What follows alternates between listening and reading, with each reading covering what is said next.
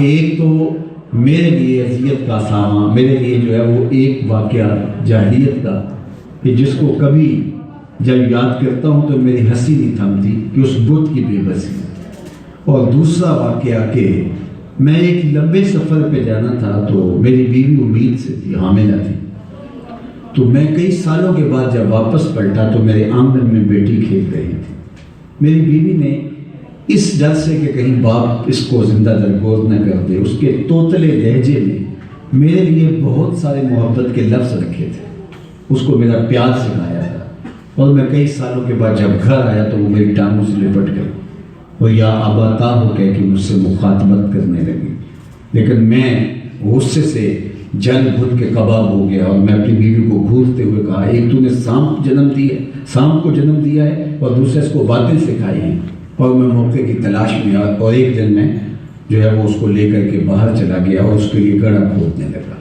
اس کو نہیں پتا تھا یہ میرا باپ اس یوں کیا کر رہا ہے، کیوں کر رہا ہے، تو گرمی کی شدت تھی اور میں بار بار پسینے سے شرابور ہوتا، وہ اپنے دوپٹے کے کونے سے میرے ماتھے کا پسینہ صاف کر دیا، لیکن میرا دل پھر بھی نہ پسیجتا۔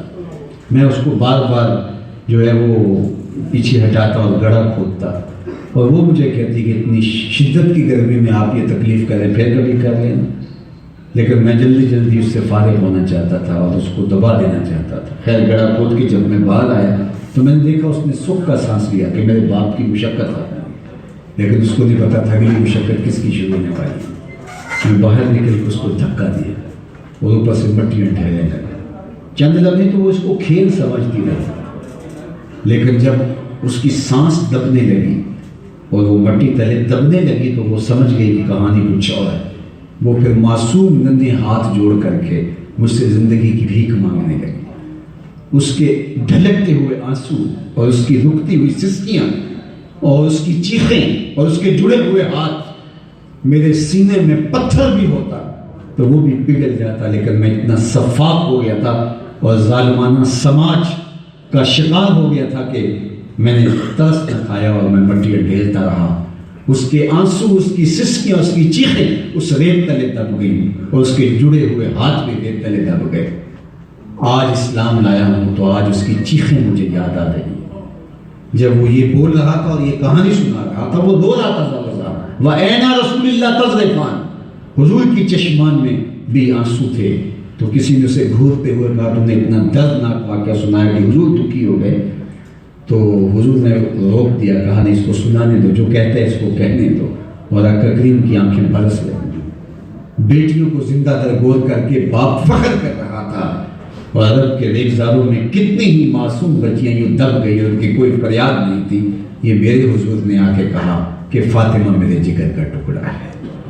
تو یہ ایک رات کا میلاد نہیں، ساری زندگی حضور کے نام پہ لگا دیں، حق شکر پھر بھی ادا نہ ہو۔ تو یہ عقیدتوں کے اظہار کا ایک رنگ ہے۔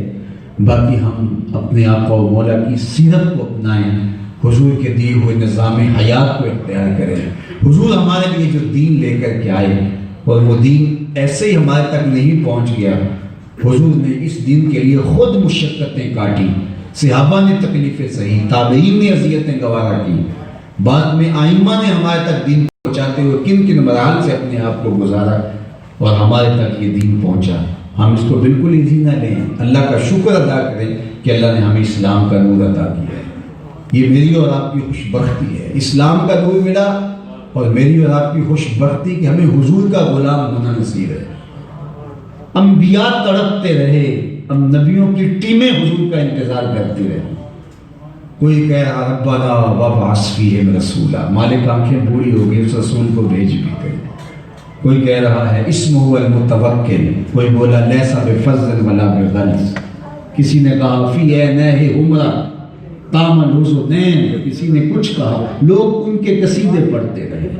حضرت عیسیٰ نے تو حد کر دی، کہا تمہیں نام بھی بتا دیتا ہوں، مبشرا برسول یات من بعد اسمہ احمد، اس کا نام احمد ہوگا، میرے بعد اب وہی آئے گا، کوئی اور آنے والا نہیں ہے۔ ایک حواری اٹھ کے کھڑا ہو گیا، حضرت جس کے قصیدے آپ پہ پڑھ رہے کیا وہ آپ سے بھی افضل ہوگا؟ حیرت سے سوال کرتا ہے۔ انجیل برناباس میں تحریف کے باوجود آج یہ روایت آج بھی وہاں موجود ہے۔ تو کہا حضرت جس کے قصیدے آپ بھی پڑھ رہے ہیں کہ آپ سے بھی افضل ہوگا؟ حضرت عیسیٰ نے کیا جواب دیا؟ تمہارے سینے ٹھنڈے ہو جائیں گے، تمہاری آنکھیں ٹھنڈی ہو جائیں گی۔ جب حواری پوچھتے حضرت جس کے قصیدے آپ بھی پڑھ رہے ہیں، جس کی آمد کی